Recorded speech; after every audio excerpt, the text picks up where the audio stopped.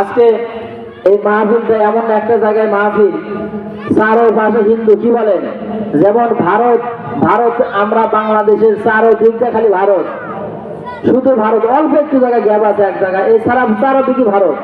আজকে আমরা এমন একটা জায়গায় মাহফিল করতেছি যে শেরপুর পৌরসভার ভিতরে, শেরপুর উপজেলার ভিতরে সবচেয়ে হিন্দু বেশি, তার ভিতরে পৌরসভার ভিতরে আরো বেশি।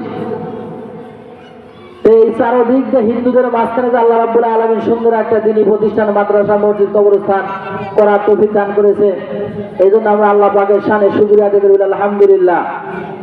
আজকে অনেক আমার মা বোন হিন্দুরা এবং মুসলমান যারা, আমরা হিন্দু ভাইরা যারা আছে, এনারা কোরআনের কথা শুনবে, ওনারা অনেক আগে থেকে রেডি হয়ে বসে আছে।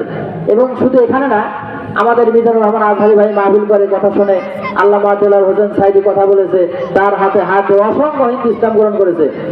আজকে আমাদের শেরপুরে অনেক হিন্দু বোনেরা আছে এবং ভাইরা আছে, তারা প্রাণ খুলে আমাদের এই আলেমদের কথাগুলো শুনবো। আমরা দোয়া করি আল্লাহ রাব্বুল আলামিন সকলকে হেদায়েত দান করে বলেন আমিন।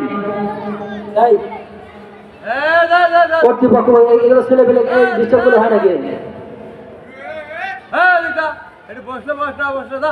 এইরকম নাচা নাচে ড্যান্স কি এগুলো সিজারের বাচ্চা, বুঝলেন না?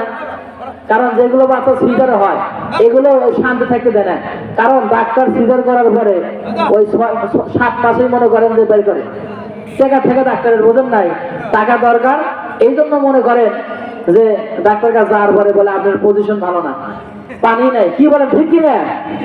এই জন্য তাড়াতাড়ি কাটে, আর ঘুমি ছাড়া নাই, ডাক্তার বের করে এরকম একটা ঘুরে নিয়ে মারে, ওই এরকম ওঠে, ওই যে ঘুম ছাড়লো ও সারা জীবন ডিস্টার্ব করে।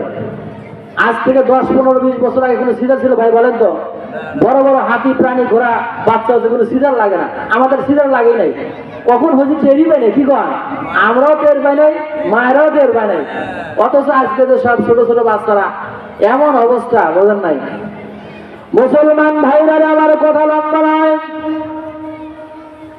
যেহেতু মাদ্রাসার মাহফিল, কত সুন্দর কোরআনের মেলা, পাশে একটা কবরস্থান দেখা যায়, ওই কবরস্থানের ভিতরে যারা ঘুমায়া রইল, এই লোকগুলো বুঝতেছে মাহফিলের দাম কম না বেশি। মুসলমান ভাইরা আমার, বর্তমান বাংলাদেশে যত সম্পদ বলেন না কেন, সব চাইতে টাকার দাম সব চাইতে বেশি। আপনার কাছে টাকা নাই, সম্পদ যদি শেরপুরের সব জায়গা আপনাকে দেয়, টাকা নাই, আপনি কিন্তু কিনতে পারবেন না, বলেন ঠিক কিনা?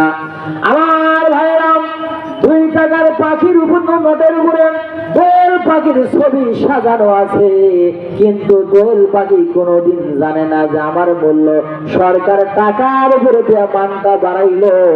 যদি টাকার মূল্য কেমন দোয়েল পাখি বুঝতো,